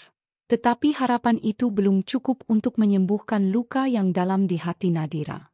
Hari itu, di depan rumah sederhana tempat Nadira tinggal bersama anaknya yang kecil, Fajar berdiri dengan wajah penuh penyesalan dan air mata yang sulit ia bendung. Tubuhnya gemetar saat ia menundukkan kepala, meraih tangan Nadira, lalu berlutut di depan pintu rumah, memohon maaf dengan sepenuh hati. Tangisnya pecah, suara sujudnya menggema di antara dinding rumah yang sederhana. Sebuah gambaran betapa ia menyesali kesalahan besar yang pernah dibuatnya. Namun, di balik penyesalan yang tulus itu, Nadira menatapnya dengan mata yang sudah lelah, hatinya sudah tertutup rapat oleh perisai luka yang tak mudah sembuh. Air mata mengalir deras dari mata Nadira, bukan hanya karena melihat Fajar yang kini hancur dan rapuh, melainkan karena kenangan pahit yang bertubi-tubi menghantamnya selama berbulan-bulan terakhir. Ia mengingat betapa dunia pernah menjadikannya bahan hinaan, cibiran, dan fitnah yang tak berujung. Ia ingat bagaimana orang-orang yang dulu mengenalnya dengan penuh kasih tiba-tiba berubah menjadi asing, memandangnya dengan rasa curiga dan jijik. Semua itu menorehkan luka yang dalam di hatinya, luka yang tak bisa dengan mudah dihapus hanya dengan kata, maaf. Saat Fajar berlutut memohon, Nadira tahu bahwa permintaan maaf itu datang terlambat, ketika segalanya sudah hancur dan tak lagi bisa kembali seperti semula. Dengan suara yang bergetar namun tegas, Nadira berkata, "Maafmu datang setelah dunia menjadikanku bahan hinaan, setelah aku berdiri sendiri dalam kegelapan dan melindungi anak kita tanpa perlindunganmu." Kata-katanya menusuk hati Fajar, yang bahkan tidak bisa membantah kebenaran tersebut. Nadira menatap wajah Fajar, mencari setitik kebaikan yang dulu pernah ada, namun yang ia temukan hanyalah penyesalan dan keputusasaan. Dalam tatapan itu, Fajar melihat perubahan besar pada wanita yang ia cintai dulu. Seorang Nadira yang tidak lagi naif, yang sudah belajar kerasnya hidup dan tidak mudah dipermainkan lagi. Fajar mencoba meraih tangan Nadira sekali lagi, berharap dapat membangun jembatan kepercayaan yang sudah patah. Namun, kali ini Nadira menarik tangannya dengan tegas dan mengangkat kepala, menunjukkan bahwa ia sudah memutuskan untuk melanjutkan hidupnya tanpa Fajar di sisinya. "Aku sudah memutuskan, Fajar. Aku harus kuat, bukan hanya untuk diriku, tapi juga untuk anak kita. Aku tidak bisa kembali pada seseorang yang pernah begitu mudah menuduh dan mengusirku, ucapnya pelan tapi penuh keyakinan. Fajar menunduk, merasakan betapa dalam jurang yang telah ia ciptakan antara dirinya dan Nadira. Kepedihan Nadira bukan sekadar tentang permintaan maaf yang terlambat, melainkan juga tentang hilangnya rasa percaya yang selama ini ia pegang erat. Ia ingat bagaimana ia pernah menganggap Fajar sebagai pelindung dan pasangan seumur hidupnya. Namun kenyataannya Fajar telah menyerah pada keraguan dan fitnah tanpa mau mencari kebenaran terlebih dahulu. Ia membayangkan betapa beratnya perjuangan yang ia lalui sendiri. Mulai dari rasa sakit melahirkan, pengusiran dari rumah, hingga hinaan yang menimpanya. Semua itu membuat hatinya membeku, mengeras, dan sulit untuk membuka kembali pintu kepercayaan. Meski begitu, dalam hati Nadira masih ada rasa cinta yang tersisa. Tapi rasa itu telah berubah menjadi amarah dan kecewa yang mendalam. Ia sadar bahwa cinta saja tidak cukup untuk mempertahankan sebuah hubungan jika rasa saling percaya sudah hilang. Nadira memilih untuk mengutamakan masa depan anaknya, memastikan bahwa ia tumbuh dalam lingkungan yang penuh kasih sayang dan bukan dalam bayang-bayang luka yang pernah terjadi. Ia ingin anaknya tahu bahwa meskipun orang tuanya pernah mengalami luka besar, mereka tetap bisa menjalani hidup dengan penuh keberanian dan kebanggaan. Fajar, yang menyaksikan sikap teguh Nadira, merasakan kehancuran yang lebih dalam dari sebelumnya. Ia tahu bahwa untuk mendapatkan kesempatan kedua, ia harus membuktikan bukan dengan kata-kata, tapi dengan tindakan nyata yang konsisten dan penuh tanggung jawab. Namun, saat ini ia hanya bisa meratapi kesalahannya, mengingat betapa ego dan prasangkanya telah merenggut kebahagiaan yang dulu begitu ia dambakan. Ia juga menyadari bahwa perjalanan panjang untuk mendapatkan kembali kepercayaan Nadira bukanlah sesuatu yang bisa diselesaikan dalam waktu singkat, melainkan memerlukan kesabaran dan kerja keras tanpa henti. Di tengah konflik batin yang dialami Fajar, Nadira menjalani hari-hari dengan kekuatan yang baru ditemukan. Ia bangun lebih pagi, bekerja lebih keras, dan selalu mengutamakan kebahagiaan anaknya yang menjadi alasan utama perjuangannya. Setiap kali anaknya tertawa, setiap kali anaknya tumbuh sehat dan bahagia, itu adalah kemenangan besar bagi Nadira yang selama ini merasa dunia begitu kejam padanya. Ia membuktikan kepada dirinya sendiri dan kepada orang-orang di sekitarnya bahwa ia bukan lagi sosok yang mudah dipatahkan oleh kata-kata hinaan dan pengkhianatan. Lingkungan sekitar yang dulu pernah mengucilkan Nadira mulai melihat perubahan besar dalam dirinya. Mereka menyaksikan betapa wanita yang dulu dianggap lemah itu kini menjadi sosok yang kuat, mandiri, dan penuh integritas. Beberapa tetangga bahkan mulai menyesali sikap mereka yang pernah menghakimi tanpa alasan, dan secara perlahan memberi dukungan kepada Nadira. Namun, Nadira tetap berhati-hati membuka dirinya, karena luka lama masih membekas dan membuatnya sulit percaya sepenuhnya pada orang lain. Dalam kesehariannya, Nadira juga mulai menata ulang masa depannya. Ia mengambil pelajaran singkat untuk meningkatkan keterampilannya dan mulai merintis usaha kecil-kecilan demi mendapatkan penghasilan yang stabil. Segala perjuangan itu tidak hanya untuk bertahan hidup, tapi juga sebagai bentuk perlawanan terhadap semua yang pernah meremehkan dan menghina dirinya. Nadira tahu, setiap tetes keringat dan kerja kerasnya adalah bagian dari perjalanan panjang untuk membangun kehidupan yang lebih baik bagi dirinya dan anaknya. Di sisi lain, Fajar terus bergulat dengan penyesalannya sendiri. Ia mulai mencoba memperbaiki hubungan dengan ibunya, berusaha menjelaskan kebenaran dan meminta dukungan agar ia bisa memperbaiki rumah tangganya. Namun, Bu Lastri masih sulit menerima perubahan ini, mempertahankan keras kepala dan kesombongannya. Konflik antara Fajar dan ibunya menjadi salah satu batu sandungan dalam upayanya mendapatkan kembali hati Nadira. Fajar sadar bahwa ia tidak hanya harus berjuang melawan perasaan Nadira, tetapi juga melawan bayang-bayang masa lalu yang masih membayangi keluarganya. Malam-malam panjang dihabiskan Fajar dalam renungan dan doa, berharap ada jalan keluar yang bisa menyatukan kembali keluarga kecilnya. Ia tahu, tak ada yang instan dalam proses penyembuhan luka, dan harus ada komitmen kuat untuk menjalani setiap tantangan yang ada. Fajar mulai menyusun langkah-langkah untuk membuktikan bahwa ia bukan lagi pria yang mudah terpengaruh dan terbawa fitnah, tetapi suami dan ayah yang bertanggung jawab.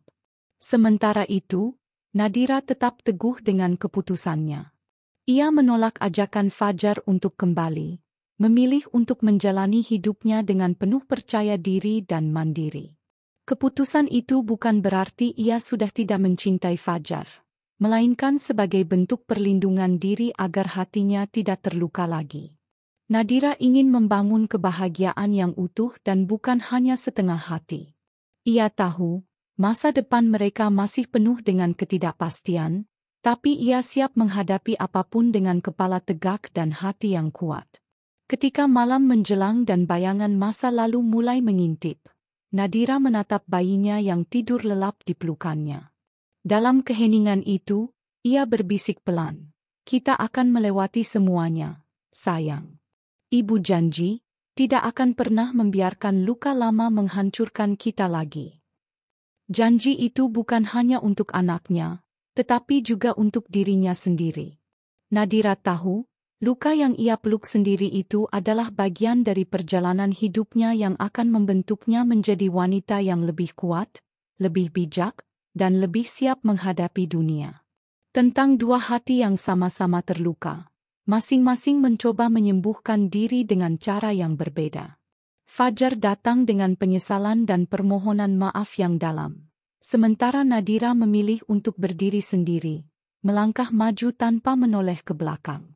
Kisah mereka adalah pelajaran tentang betapa pentingnya waktu, kepercayaan, dan keberanian untuk melanjutkan hidup meski terluka. Meski maaf telah diucapkan, belum tentu luka itu segera hilang. Dan terkadang, maaf saja tidak cukup untuk menyembuhkan hati yang telah terlalu sering terluka. Luka yang kupeluk sendiri itu menjadi fondasi kuat yang membawaku ke titik ini, tempat di mana aku berdiri sekarang, sebagai seorang ibu tunggal yang tak hanya bertahan, tapi juga berhasil. Setelah bertahun-tahun melewati derita, pengkhianatan, dan hinaan, aku berhasil mengubah semua rasa sakit itu menjadi kekuatan yang menyala-nyala. Usaha perlengkapan bayi dan parenting yang kujalankan kini berkembang pesat. Bukan hanya sekadar bisnis, tetapi juga wadah untuk memberdayakan ibu-ibu lain yang pernah mengalami perjalanan serupa.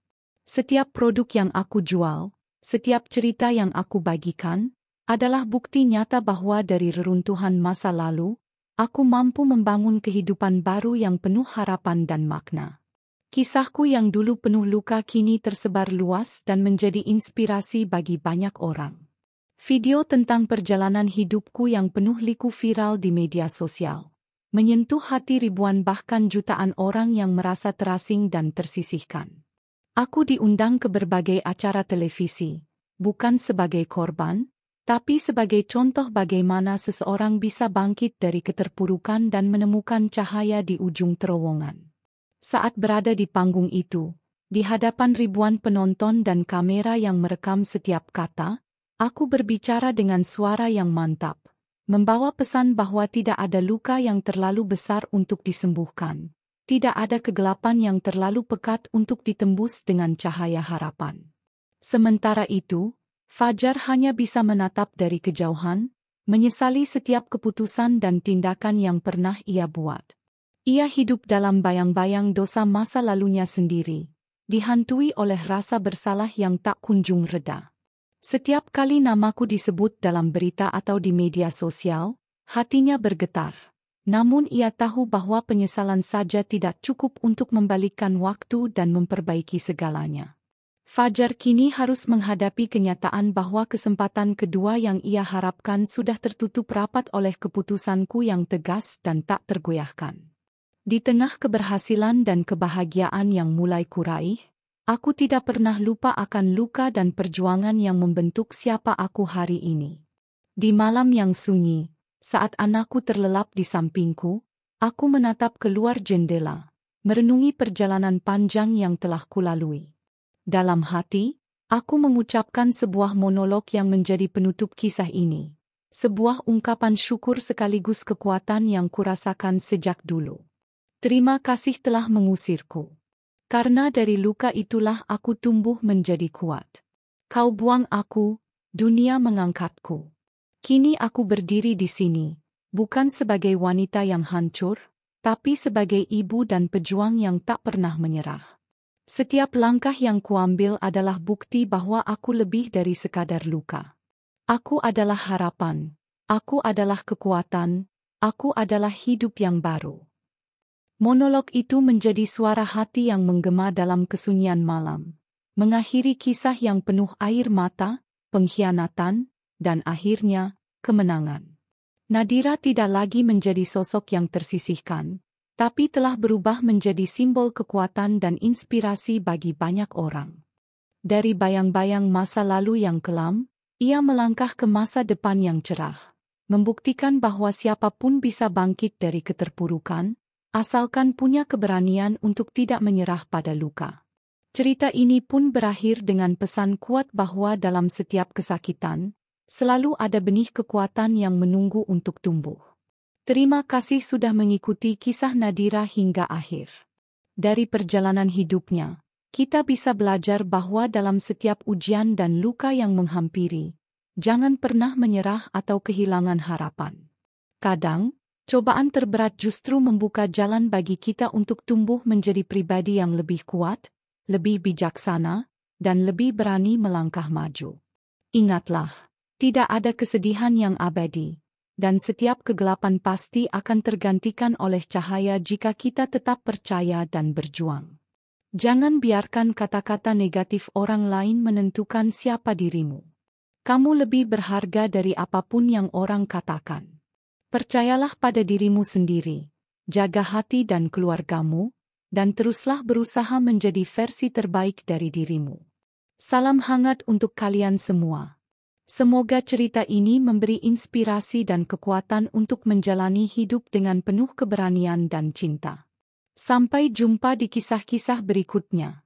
Tetap semangat dan jaga diri baik-baik.